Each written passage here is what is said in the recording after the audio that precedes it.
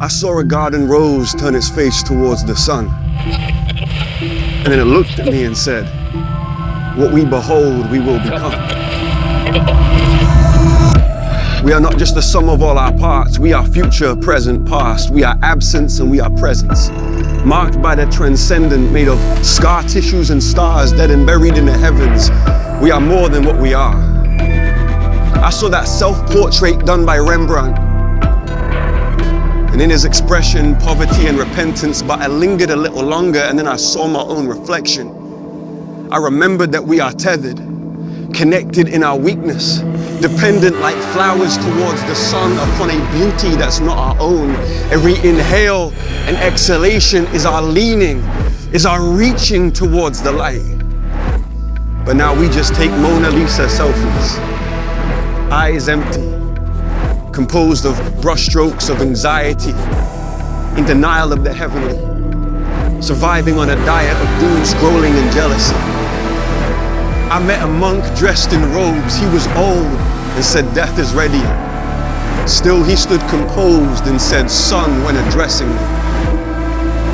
And with a voice more breath than anything said, son, it's been 7 years since I've seen my reflection.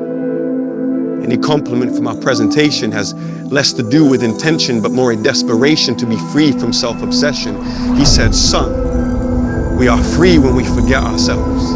You must rid yourself of any inner sense of pseudo-sense. He said, son, this is why we live in hell. We have given glory to the shadows upon a wall instead of the light source in which the glory dwells.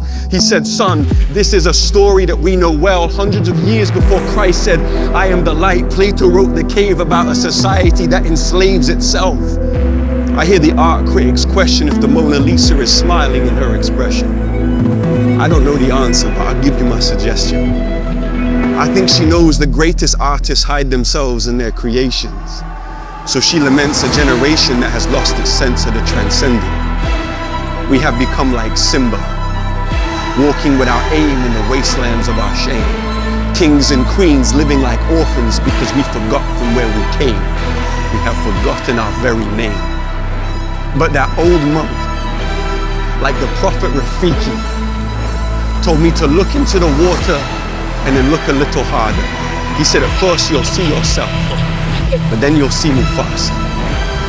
He said, at first you'll see your beauty or perhaps the scars that have marked you, but if you stay a little longer, son, then you will see your father.